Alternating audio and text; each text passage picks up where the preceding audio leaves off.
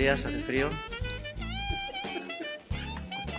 Pero el frío es bueno, así nos fortalecemos física y espiritualmente. Me planteo ¿qué hacemos? ¿Hablamos del libro sobre el 15M o hablamos del 15M? No es lo mismo, claro, un libro y su realidad. La realidad que trata no es lo mismo y no sé qué hacer, la duda está sin resolver. Ya hicimos una presentación del libro aquí en Madrid, en un local de por ahí de Quintana, del metro Quintana, que se llama El Gato Negro, en los últimos días de diciembre, hace un poquito más de un mes. Bien, fue interesante. Entonces, claro, el 15M se acerca a su primer aniversario y ahora sería un momento de balance, de hacer un balance, ¿no? La cuestión está si vamos a hacer un balance realista o vamos a seguir queriendo sustituir la realidad por interpretaciones optimistas, ¿no? Entonces creo que habría que elegir si queremos una versión optimista o queremos la verdad, ¿no? Y esa es la duda que tengo, ¿no? Si queremos las interpretaciones optimistas, pues es fácil, ¿no? Pero la verdad es distinta, ¿no? La verdad es distinta. El libro se llama Pensar el 15M porque, lo repetiré una vez más, lo importante es pensar.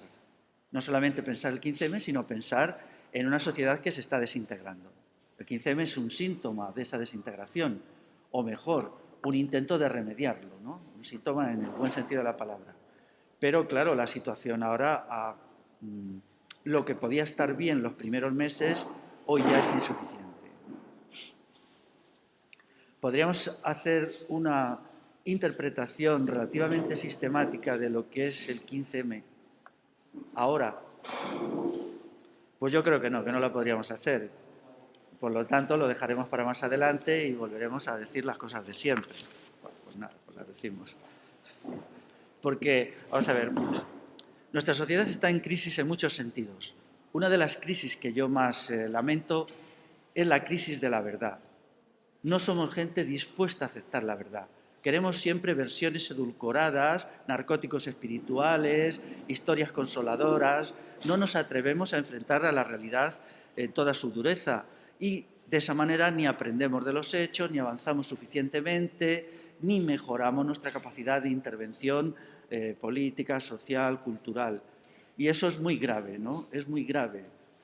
Yo ya lo he insinuado alguna vez, recuerdo que lo dije cuando el acto que se hizo en la acampada de Sol, que si el 15M tenía que valer para algo importante, tenía que ser para reivindicar el sentido y el significado de la verdad en una sociedad que odia la verdad.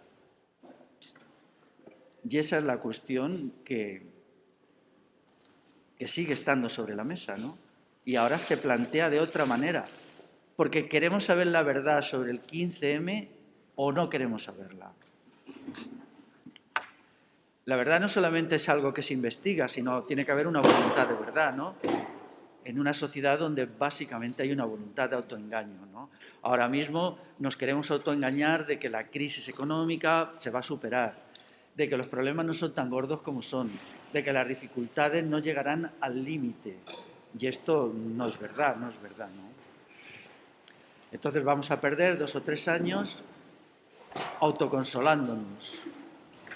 En ese sentido, la parte del libro que yo redacté, tengo que decirlo, la hice autocensurándome, claro, cómo no. Si uno no se autocensura, no va uno a ningún lado, ¿no? La autocensura es fundamental.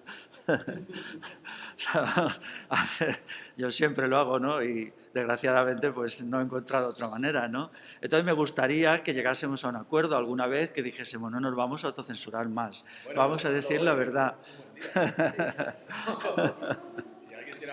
Te lo agradezco, Rafa, pero yo creo que no es así, no es posible, no, porque hay una resistencia muy fuerte, ¿no? Primero tendríamos que empezar por entender o llegar a un consenso sobre la cuestión de la verdad, ¿no? La cuestión de la verdad es sustantiva, si queremos una sociedad que viva en la verdad o no. Aquí no se quiere una sociedad de la verdad, se quiere una sociedad de consumo. La gente quiere volver al consumo de hace 10 años, no quiere mejorar la sociedad. Y eso está en la base del 80% de la gente que ha participado en el 15M. Eso es cierto, ¿no? El 15M era un intento de regresar al pasado. Entonces, si queremos volver hacia el futuro, tenemos que encontrar los elementos que nos permitan regenerar una sociedad que está enferma. Está muy enferma, ¿no? Y el primer criterio es hacer un diagnóstico exacto. Si no queremos la verdad, no podemos hacer el diagnóstico. Y esa es una cuestión fundamental. Pero, claro, la verdad sobre la sociedad, la verdad sobre el 15M. Podemos decir, ¿qué ha aportado el 15M después de 8 meses, ¿no?, de acción? Yo ayer estuve en un pueblo, no voy a decir dónde, porque luego la gente del pueblo se enfada conmigo, tengo que empezar por, ¿no? Entonces ellos empezaron siendo más de 100 personas. Un pueblo pequeño, la España profunda, con muy buenos melocotones, eso es una pista. Los mejores melocotones de España, ¿eh? Eso sin duda, hasta que les metieron unos transgénicos que están desesperados. Me decía un chico, es que estos saben a madera, no eran como los de mi abuelo, estos no saben a nada. Pero bueno, entonces, ellos ahora son, la asamblea del 15M local son 5 personas. O sea, se han dividido por 20, ¿no? 100, entre 20 a 5, ¿no? Bien. Bueno, pues, ¿cómo salimos de esa situación? ¿No? Esto sí lo voy a decir. Quienes empujaron al 15M a hacer de él un nuevo sindicato y a cuestiones reivindicativas, destruyeron el proyecto básico que era de regeneración integral de la sociedad. Quien convirtieron al 15M en una lucha por cuestiones sindicales, desahucios, tal y tal, sentaron las bases para que el 15M se destruyera. Entonces, ¿quién ha sido quien ha hecho eso? A ver, tenemos que ya entrar en las responsabilidades colectivas. Entonces, el problema está, el 15M va a regenerarse sobre la base de intentar ser una respuesta a los grandes problemas de nuestra sociedad y va a renunciar a ser un sindicato absurdo que busque soluciones a problemas económicos. La cosa es tan perversa que cuando se hizo lo del escudo antimisiles, Zapatero lo hizo, nadie movió un dedo, porque estamos tan enloquecidos con la economía que ya no nos importan los preparativos para una nueva guerra mundial. O sea, esto es aberrante, ¿no? Ya somos suicidas. Estamos tan preocupados por nuestro tubo digestivo que ni siquiera nos preocupamos de que estamos en una situación crítica. No veo que nadie esté haciendo nada, por ejemplo, con lo que está saliendo incluso en la prensa más normal de rearme en la cuenca del Pacífico, el tratado militar que ha firmado Obama hace un mes y medio con Australia. ¿Cómo puede ser que estas cuestiones no preocupen a la gente? O sea, estamos intoxicados de economicismo, de la idea de lo económico, ¿no? Una desintoxicación de lo económico y de las cuestiones estas sería también necesaria, ¿no? Porque entonces, claro, si todo lo enfocamos en función de lo económico, pues estamos perdidos, ¿no? Antes hablábamos aquí, el ridículo de la tasa Tobin. La tasa Tobin era el ungüento amarillo del 15M en su versión más reaccionaria. Entonces resulta que ahora hasta Sarkozy apoya la tasa Tobin. Yo llevo meses diciendo que eso es una tontería, que la tasa Tobin es una tontería. Bueno, pues nada, ¿no? Pero luego, la segunda versión del ala carca del 15M. Hay que fortalecer el Estado para que nos salve del capitalismo. ¿Quién ha venido a fortalecer el Estado? El PP con el incremento de los tributos. Por lo tanto, el ala carca del 15M está obligada a invitar a una asamblea al señor Sarkozy y al señor Mariano Rajoy. Esto es ridículo porque si montamos un movimiento de masas para decir las mismas cosas que se oyen en televisión, ¿por qué va a venir la gente a escucharnos? Tenemos que tener un programa y unas ideas nítidamente diferenciadas de las institucionales. Porque aquí estamos pasando frío, este verano hacía mucho calor en las asambleas de junio hacía mucho calor, y entonces si nosotros y nosotras no establecemos unas diferencias claras con el discurso institucional, no tiene sentido un movimiento. Porque la persona normal de la calle llega allí y dice, ah, bueno, están diciendo lo mismo que en televisión. Punto 1. Punto 2, ¿qué hago ya aquí? Que estoy aquí perdiendo el tiempo de pie en una asamblea, me voy a mi casa. Tenemos que tener un discurso diferenciado. Y mientras no tengamos ese discurso diferenciado, no será posible que el 15M se convierta en un movimiento. Entonces, tienen que dar explicaciones los que han metido al movimiento en esos despeñaderos. Esos despeñaderos absurdos. Yo recuerdo una mañana maldita de sábado, cuando estaba la acampada en Sol, que la gente perdió toda la mañana de sábado discutiendo la tasa Tobin. Y estaban tan fanatizados que no atendieron razones de la poca gente que decíamos, pero si eso es una chorrada, vamos a pasar, que eso cualquier día lo pone el gobierno, porque claro, al fin y al cabo, el señor Tobin es un premio Nobel, el premio Nobel es una institución. Es que cuando se trajo al señor Stiglitz, ¿cómo se puede traer al señor Stiglitz que cobra 30.000 euros por una conferencia, 30.000 dólares? O sea, estamos luchando contra el capitalismo con ayuda de capitalistas, pero no solamente eso. ¿Cuánto cobra el señor Stiglitz por una conferencia? Por un articulito, si es que lo escribe él. Son máquinas de hacer dinero. ¿Cómo podemos luchar contra el capitalismo con máquinas de hacer dinero? ¿Cómo podemos admitir a un señor como San Pedro que le dan 40.000 euros por el Premio Nacional de Literatura? Es que eso es el chocolate del loro, porque ese señor, si tuviera vergüenza, nos diría cuánto dinero está ganando con los libros que le ha promocionado el Premio Nacional de Literatura. Yo estoy esperando que done los 40.000 eurillos esos al 15M. Y si no los dona, algo tendría que hacerse. Aquí nos hemos buscado unos sujetos, unos padrinos que realmente son el capitalismo más depredador. La burguesía intelectual es uno de los sectores más bollantes del negocio. Los intelectuales estos ganan muchísimo dinero, son máquinas de hacer dinero. Lo que pasa es que ellos, como crean la opinión pública, dicen, este capitalista que tiene una tienda de zapatos es el malo, pero yo, que me lucro con las porquerías que escribo y gano más que el capitalista de los zapatos, soy el bueno. Entonces, vamos a pedir explicaciones a una cierta intelectualidad que simplemente nos ha engañado. Nos ha engañado. Por ejemplo, ¿por qué el señor San Pedro no nos dice cuánto ingresa al mes? Con sus articulitos, con sus libros, con sus cositas, vendiendo productos averiados intelectualmente. ¿Cómo hemos podido confiar en esa gente? O sea, tendríamos que hacer un cierto examen de conciencia, o si queréis diciéndolo en un lenguaje izquierdista, tendríamos que hacer autocrítica. Prefiero la palabra examen de conciencia. Entonces, esas cuestiones tenemos que considerarlas reflexivamente. Pero claro, si estamos hundidos en el narcisismo de la modernidad que se niega a admitir ningún error, ninguna crítica y que quiere siempre tener razón en todo, pues estamos incapacitados para corregir nada. El 15M ha seguido una trayectoria delirante. Entonces sería conveniente que en algún momento se pusieran esos problemas sobre la mesa para corregirlos. Sintetizo. El 15M tiene que ser un proyecto de regeneración social integral, no un nuevo sindicato. Punto 1. Punto 2. Espera un momentito. Punto 2. No podemos considerar que los únicos problemas de esta sociedad son los económicos. Eso es una monstruosidad, eso es aberrante, eso es admitir la ideología burguesa más repugnante que la del homo economicus. Vamos a ser seres humanos y no homo economicus en latín encima, ¿no? Y en tercer lugar, vamos a tener una cierta disposición para la autocrítica, para reconocer que nos hemos equivocado o que en lo que nos hayamos equivocado, ¿no? Porque si no, claro, ¿qué está ahora dejando el 15M? Montón de gente decepcionada. Yo ayer vi en otro pueblo, que no voy a decir, cómo se levantó un chaval y dijo, yo no quiero saber nada de las asambleas son una trampa, pierdes el tiempo, va la gente a decir chorradas, a hablar de lo que no entiende, yo no puedo perder mi tiempo en las asambleas, no quiero saber nada de asambleas. Claro, es muy duro oír esto. Tuvimos allí que salir al quite a explicar, bueno, es que verás tú, la cuestión... Claro, se ha tenido una idea infantil de las asambleas, tenemos una idea infantil de la crisis. ¿Llegaremos en algún momento a ser maduros aceptando la gravedad de la situación, la gravedad de los problemas, la dificultad de las cuestiones? ¿Dejaremos de pensar en términos de que nos van a dar una solución o que todo va a ser fácil, cómodo, agradable? Porque ya se ha acabado.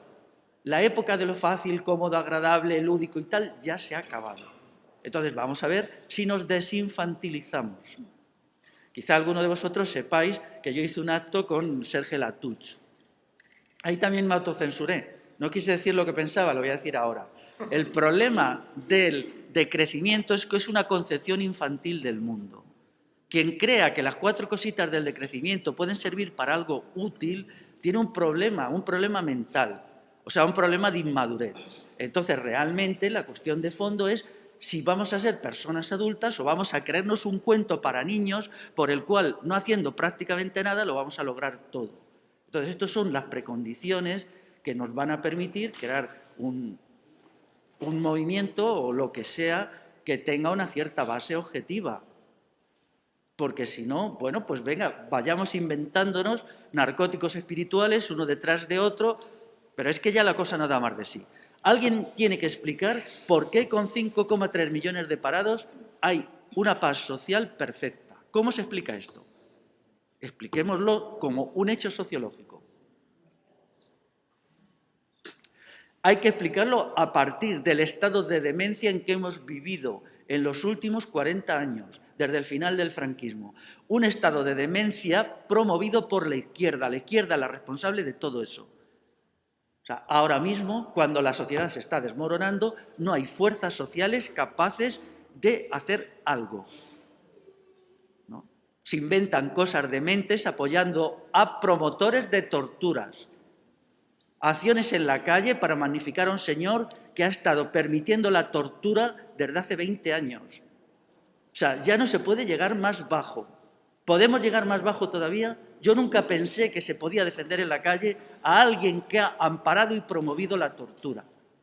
Entonces, si podemos llegar más bajo, pues llegamos, ¿no? Pero entonces yo me voy a mi casa.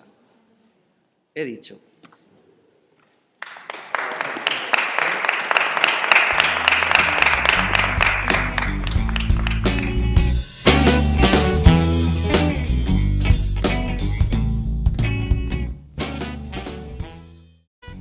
Nos fortalecemos física y espiritualmente. Me planteo ¿qué hacemos? ¿Hablamos del libro sobre el 15M o hablamos del 15M? No es lo mismo, claro, un libro y su realidad. La realidad que trata no es lo mismo y no sé qué hacer, la duda está sin resolver. Ya hicimos una presentación del libro aquí en Madrid, en un local de por ahí de Quintana, del metro Quintana, que se llama El Gato Negro, en los últimos días de diciembre, hace un poquito más de un mes. Bien, fue ¿no? La verdad es distinta. El libro se llama Pensar el 15M porque, lo repetiré una vez más, lo importante es pensar. No solamente pensar el 15M, sino pensar en una sociedad que se está desintegrando. El 15M es un síntoma de esa desintegración, o mejor, un intento de remediarlo, ¿no? Un síntoma en el buen sentido de la palabra. Pero, claro, la situación ahora, lo que podía estar bien los primeros meses, hoy ya es insuficiente. Podríamos hacer una interpretación relativamente sistemática de lo que es el 15M ahora. Pues yo creo que no la podríamos hacer. Por lo tanto, lo dejaremos para más adelante y volveremos a decir las cosas de siempre. Bueno, pues nada, pues las decimos. Porque, vamos a ver, nuestra sociedad está en crisis en muchos sentidos. Una de las crisis que yo más lamento es la crisis de la verdad. No somos gente dispuesta a aceptar la verdad. Queremos siempre versiones edulcoradas, narcóticos espirituales, historias consoladoras. No nos atrevemos a enfrentar a la realidad en toda su dureza. Y de esa manera ni aprendemos de los hechos, ni avanzamos suficientemente, ni mejoramos nuestra capacidad de intervención política interesante. Entonces, claro, el 15M se acerca a su primer aniversario y ahora sería un momento de balance, de hacer un balance, ¿no? La cuestión está si vamos a hacer un balance realista o vamos a seguir queriendo sustituir la realidad por interpretaciones optimistas, ¿no? Entonces creo que habría que elegir si queremos una versión optimista o queremos la verdad, ¿no? Y esa es la duda que tengo, ¿no? Si queremos las interpretaciones optimistas, pues es fácil, ¿no? Pero la verdad es distinta.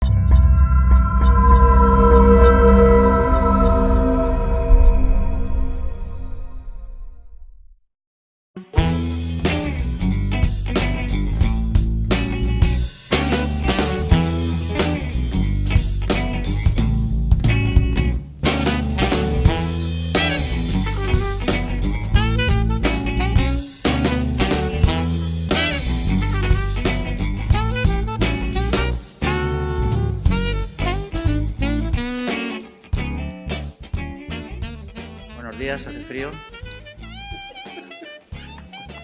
pero el frío es bueno, así nos